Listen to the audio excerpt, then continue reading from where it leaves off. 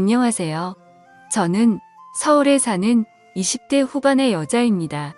어린 나이에 남친을 만나 2년 열애 끝에 결혼을 했습니다. 지인들은 성급하게 결혼하는 거 아니냐고 말렸지만 빨리 안정된 삶을 살고 싶어 서둘러 결혼을 했습니다. 저는 대학 졸업 후 바로 취업하여 악착같이 적금도 들고 나름 열심히 돈을 모았지만 집을 마련하기엔 턱없이 부족하여 친정에서 전세 자금으로 5천만 원 정도를 도와주셨습니다. 부모님께 손을 벌려 죄송하면서도 감사했죠. 저희 집과 달리 시댁에서는 도움을 주지 않으셨고 남편과 대출을 받아 가까스로 전세집을 마련할 수 있었습니다. 어느 날 저 혼자 집에 있던 날이었습니다. 시어머님께서 집으로 오라고 연락을 하여 홀로 가게 되었죠. 갑작스럽게 방문한 시댁에서 예상치 못한 시어머니의 요구에 저는 당황했습니다.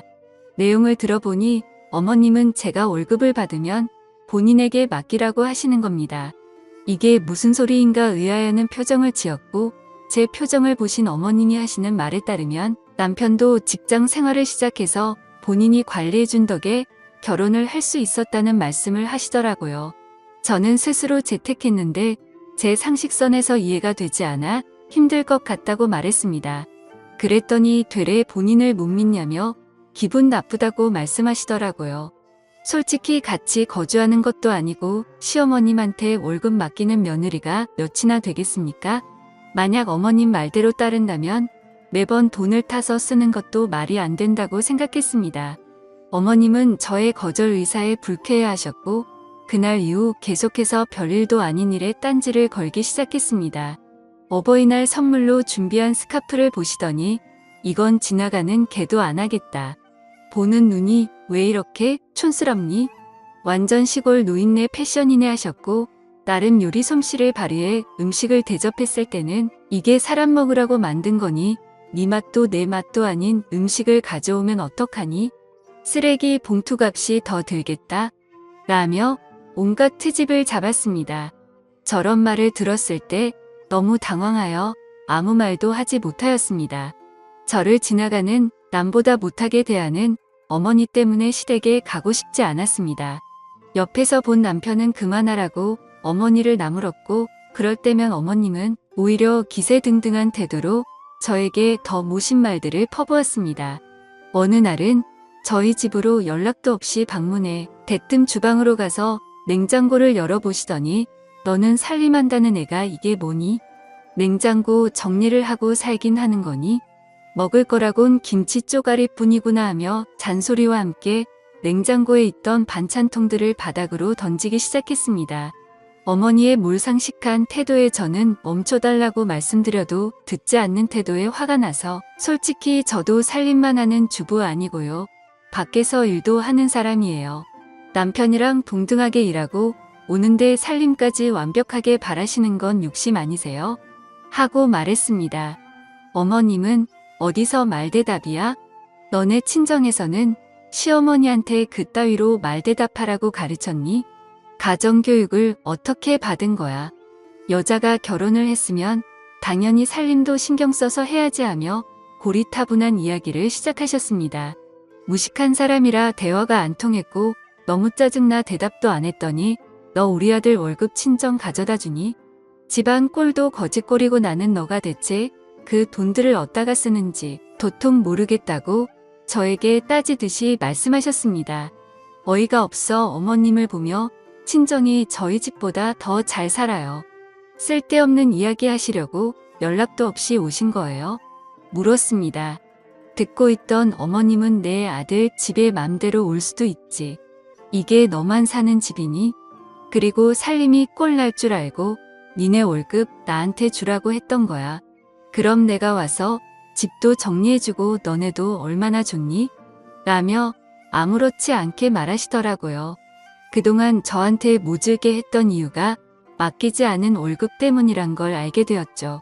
이야기가 끝나지 않으면 안 가실 것 같아 우선 남편과 상의해보겠다고 말씀드리고 그만 가시라고 인사했습니다. 저는 남편이 오기만을 기다렸고 오자마자 오늘 있었던 일을 이야기했습니다. 남편은 오히려 아무렇지 않게 엄마가 그렇게 하라고 했으면 그렇게 집안일 해주고 하면 우리도 편하고 좋지라고 대답하더군요. 결혼하면 부모로부터 독립하는 건데 이건 잘못된 행동이라 반박했고 남편은 기나긴 논쟁 끝에 저의 의견을 따르기로 했습니다. 그리고 어머님께 전세집 구할 때도 주지 않고 모으고 있다던 돈을 모두 달라 말씀드리라고 했습니다. 남편 역시 알겠다고 해서 저는 그렇게 정리가 되는 줄 알았습니다. 하지만 일은 그렇게 쉽게 끝나지 않았습니다. 시어머니는 남편에게 연락을 받고 화가 났는지 저희 둘을 모두 시댁으로 부르시더라고요. 어머님은 이야기 들었다며 어떻게 사람이 그럴 수 있냐고 저에게 나무라셨습니다. 내가 돈을 불려서 주려고 하는데 너는 왜 그렇게 삐뚤게 생각하니? 그동안 군말 없이 잘 주고 있던 내 아들 월급을 내가 뭔데 관리한다고 가져가는 거야. 너는 시어미를 못 믿는 거니? 하셨습니다. 대화를 하면 할수록 어이가 없어 저는 이제 결혼돼서 새로운 가정이 있는데 어머님께서 관리하시는 건 말이 안 되는 것 같아요. 누가 결혼하고 시어머니가 월급 관리를 해줘요? 제 주변에 물어봐도 그런 경우 한 명도 없던데요. 솔직하게 말씀드렸습니다. 역시나 어머님은 말이 통하지 않았고 서로 언성이 높아졌습니다. 다행히 남편은 제 말이 틀린 거 없다며 제 편을 들어주면서 그동안 모았던 돈도 모조리 달라고 말했습니다. 이야기를 들으신 어머님은 서운하다며 갑자기 울기 시작하셨습니다. 당황한 남편은 어머님을 달래기 시작하는데 저는 그 눈물이 가짜라는 확신이 들었습니다. 우선 그날은 예상치 못한 어머님의 울음에 확답을 들을 수 없었고 나중에 다시 말하기로 한 뒤 넘어갔습니다. 하지만 저는 결론을 빨리 내야 한다는 생각에 집에 도착해서 남편에게 가족일수록 돈 문제는 확실하게 해야 한다고 말했죠. 남편은 그동안 일을 다니면서 어머님께 드렸던 월급을 대략적으로 계산하였고 어찌나 경제관념이 없던지 하나부터 열까지 옆에서 말해줘야 했습니다. 저에게 여보는 돈 관리 똑부러지게 잘하는 것 같아. 나 결혼 잘했나 봐. 우리 부자 되는 건 금방이겠어 하더라고요. 제가 똑부러진 게 아니고 본인이 멍청한 건지를 몰라 한심했습니다. 우리는 주말에 다시 시댁을 방문하겠다고 연락드렸습니다. 그런데 어찌된 일인지 어머님은 저희에게 일이 있다며 오지 말라 하셨고 그 뒤로도 제 연락을 피하는 느낌이 들었습니다. 남편도 어머님의 행동에 대해 수상하다 느꼈는지 자신이 따로 연락하겠다 했습니다. 그러나 3개월이 지나도 깜깜한 소식이었죠. 어느덧 추석이 다가와 명절 준비를 위해 어머님께 전화했더니 드디어 연락을 받으셨습니다. 기다리던 명절 당일이 되어 차례를 모두 마치고 남편은 어머님께 그동안 모아두신 돈에 대해 말을 꺼내었습니다. 이야기를 듣던 어머님은 발끈하시며 지금 그 돈을 왜 찾아? 하며 소리치시는 겁니다. 남편은 왜 소리를 질러? 그때도 말했지만 결혼했으니 이젠 새롭게 재테크 시작해야지 라고 말했습니다. 당황한 어머님은 마치 술에 취한 사람처럼 횡설수설하시더라고요. 무슨 말씀이냐고 재차 물으니 사실 미숙이 아줌마가 투자하면 돈 불려준다고 해서 조금씩 넣었거든. 처음에는 수익이 좋아서 500만 원 맡겼더니 1000만 원으로 돌려주는 거야. 그래서 우리 아들 돈 불려주려고 모아둔 내 돈 8천만 원 모조리 넣었지. 그런데 미숙이 아줌마가 6개월 전부터 갑자기 연락이 안 되더라고. 나 말고도 다른 주변 사람들 여러 명한테 사기치고 도망간 거야. 그래서 경찰에 신고는 했는데 연락이 아직도 안 와 해느끼며 말하셨습니다. 결론은 어머님 친구분께서 돈을 맡기면 몇 배로 돌려준다고 투자하라 유혹했던 것입니다. 그 말에 속아 어머님은 남편 돈까지 맡겼다가 날려먹은 거였습니다. 한마디로 사기를 당한 거죠.